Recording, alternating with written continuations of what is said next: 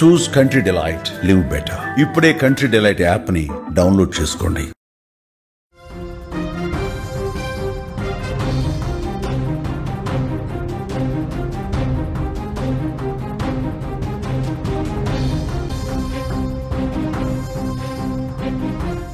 Miyapur PS పరిధిలో విషాదం చోటు చేసుకుంది. ఒకే కుటుంబంలో 5గురు చనిపోయారు.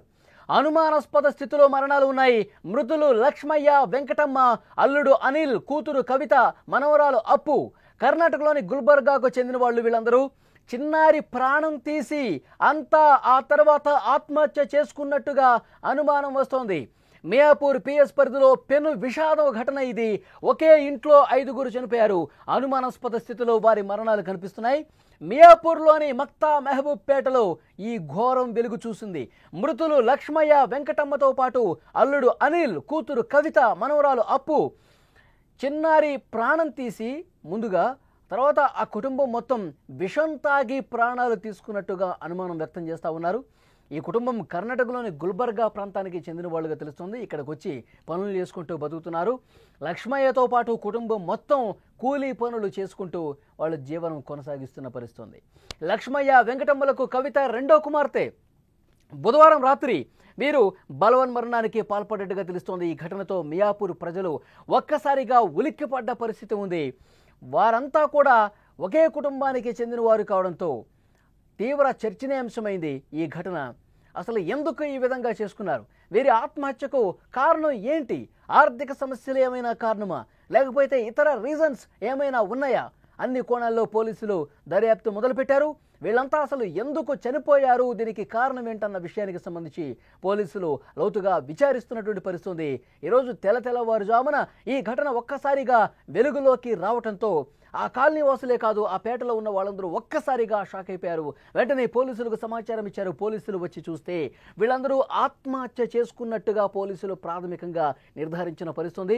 విజువల్స్లో మీరు చూస్తున్నారు. అక్కడ చుట్టుపక్కల ఉన్న వాళ్ళు, వాళ్ళతో పరిచయం ఉన్న వాళ్ళు ఇంటి దగ్గర వాళ్ళతో కలివిడిగా ఉన్నవాళ్ళు అందరూ కూడా ఒక్కసారిగా షాక్ అయిపోయిన పరిస్థితి. ఎందుకు వీళ్ళు ఈ విధంగా చేసుకున్నారు, వీళ్ళకి ఏం కష్టం వచ్చిందని చెప్పి వాళ్ళందరూ కూడా బోరున విలపిస్తున్న పరిస్థితి. ఎందుకంటే చిన్న పిల్లలు కూడా ఉన్నారు, పెద్దవాళ్ళు కూడా ఉన్నారు.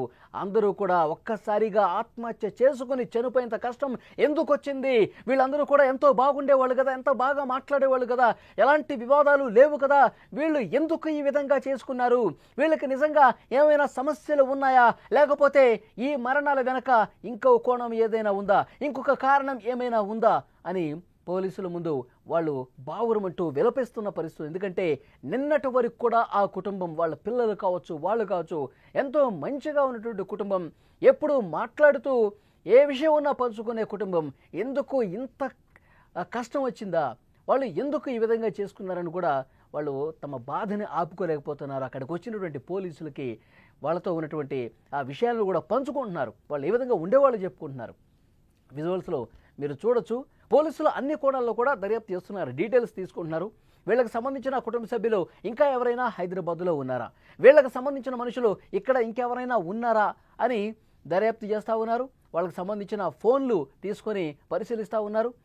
వాళ్ళు గుల్బర్గాకు చెందిన వాళ్ళుగా తెలుస్తోంది. గుల్బర్గా నుంచి వాళ్ళు ఎంతకాలం అవుతుంది వచ్చి, ఇక్కడ ఉన్న వాళ్ళతో ఏమైనా గొడవలు ఉన్నాయా, ఆర్థిక పరమైనటువంటి సమస్యలు ఏమైనా ఉన్నాయా, ఏమైనా అప్పులు ఉన్నాయా, నిన్న మొన్న ఈ 2-3 రోజుల్లో ఎవరికి ఎక్కువ ఫోన్లు చేశారు, ఎవరితో మాట్లాడారు, ఏం మాట్లాడారు, ఇంటి దగ్గరకు వచ్చి గొడవ పెట్టినటువంటి సందర్భాలు ఏమైనా ఉన్నాయా, ఇవన్నీ కూడా వాళ్ళ ఫోన్లు చెక్ చేయడంతో పాటు అక్కడ స్థానికంగా వాళ్ళతో కొంచెం కలుపుగోలుగా ఉండే వ్యక్తులు ఎవరైతే ఉన్నారో, స్థానిక కుటుంబాలు ఏవైతే ఉన్నాయో వాళ్ళను కూడా అడిగి సమాచారం తెలుసుకుంటున్నారు, విషయాలన్నీ కూడా తెలుసుకుంటున్నారు.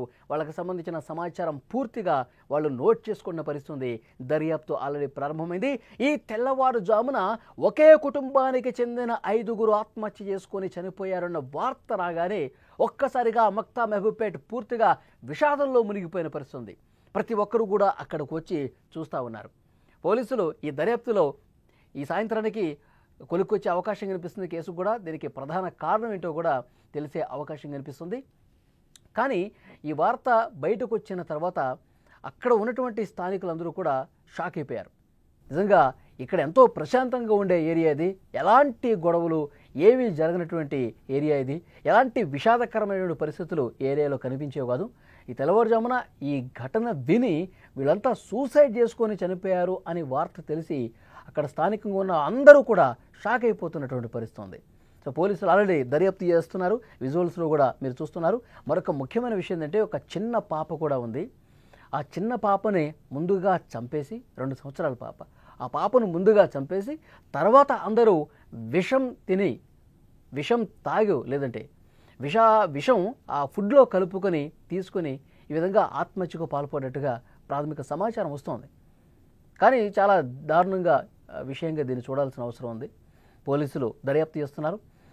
ఇది ఆత్మహత్యకి ఆర్థికపరమైన అంశాలా లేకపోతే వేరే కారణాలు ఏమైనా ఉన్నాయా, ఇవన్నీ కూడా ఈ సాయంత్రం వరకు బయటకు వచ్చే అవకాశం ఉంది. రాత్రి మాట్లాడుతూ